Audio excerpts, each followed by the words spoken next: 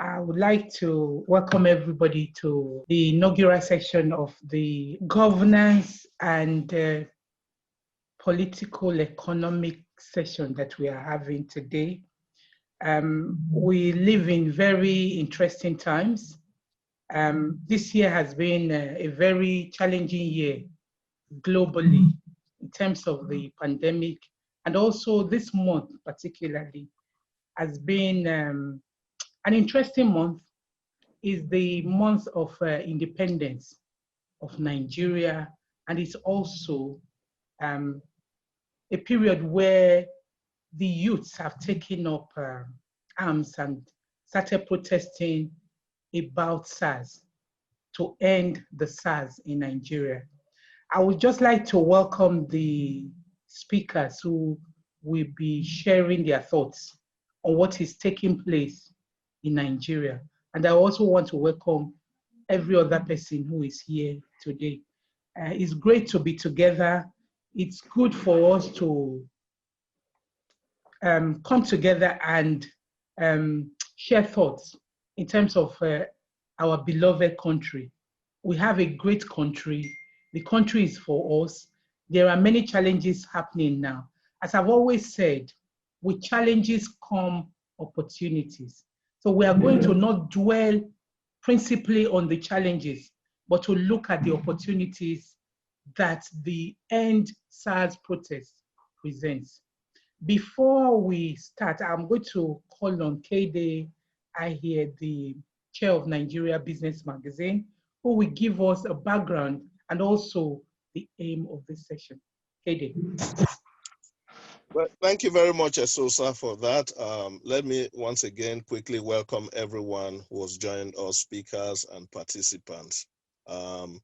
It's a very interesting time, like she said. Nigeria Magazine is actually celebrating its 10th year. So it's very interesting that 10 years ago, when we started celebrating what was positive about Nigeria, midway through the celebration, I started getting news of this disturbing news in Nigeria. What happened? A bomb was dropped off on Eagle Square in Abuja 10 years ago exactly. 10 years later, we're having the same issues, but that doesn't stop us from profiling solutions to Nigerians' challenges, I dare say. And so we're still in a celebratory mood of our anniversary, but we're doing a lot of series of lectures. Series actually, and so this is the first actually on governance and political economy. Now the issue at hand really is the End SARS protest, and the topic is really End SARS protest and the way forward.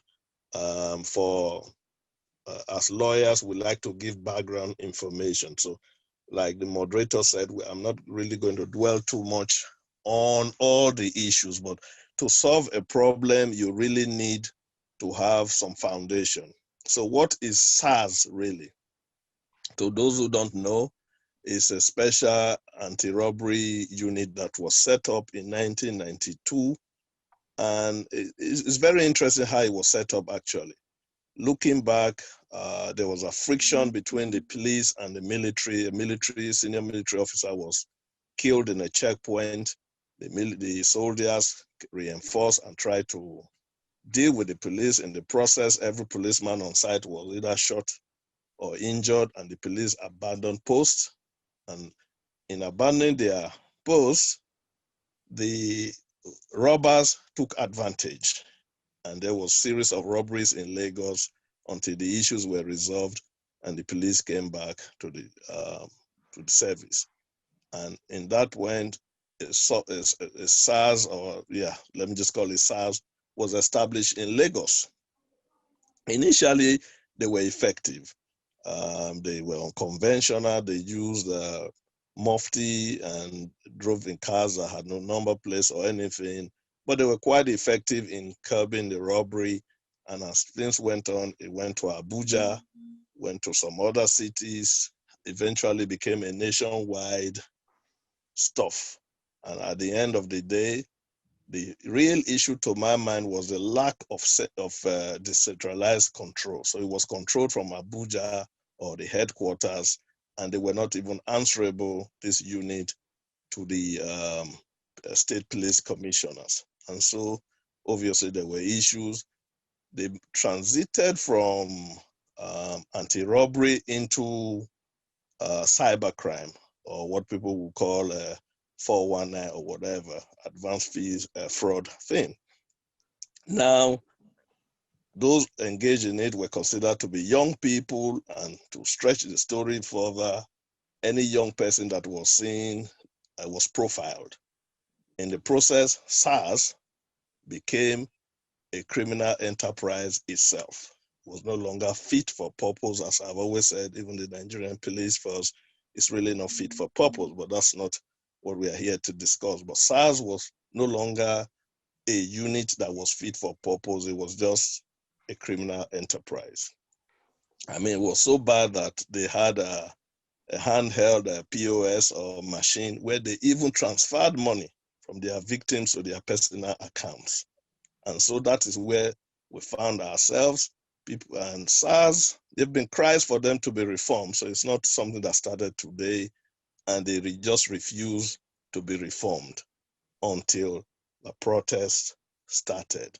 So here we are with a protest to end SARS, and it's led to so many things. So how do we now take this forward, knowing what we know now? So I really don't want to dwell too much on it because we do have speakers, but I needed to give a background information as to how SARS and the protest against it got us where we are. So thank you very much, and over to the moderator. Thank you, Kede, for giving us a background to SARS and why there is the protest. We started in Nigeria and has been going around in different parts of the world. As you all know, Nigerians are a sizable population across the world. I am told that 1 in 5 or 6 Black people in the world is a Nigerian.